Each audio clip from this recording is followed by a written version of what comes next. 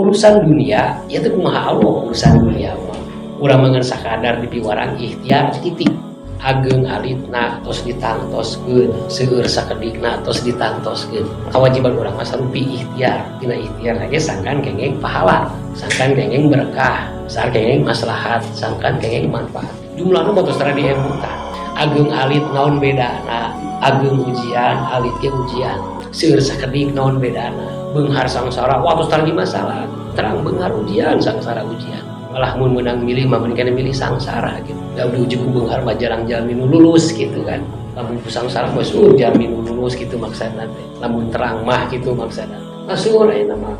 dugikeun ka spekulasi jadi teu terang ujung-ujungna spekulasi dugikeun ka tibalik si pamadegan hirupna teh dugikeun ka pamadegan hirupna teh dunia kumaha urang akhirat kumaha Allah dugikeun ka kitu padahal nu leresna teh dunia kumaha Allah akhirat kumaha urang rek ka sorga kumaha hidup rek ka neraka kumaha hidup anu rek beunghar rek sangsara kumaha Allah eta mah dan teu aya jalmi nu hayang sangsara kan tapi kanyataanna mah seueur sangsara kan berarti sanes kumaha urang kumaha Allah eta mah tau upami akhirat teu kumaha urang lamun hayang ka sorga tah kieu tata carana lamun hayang ka neraka tah kieu tata carana kumaha urang eta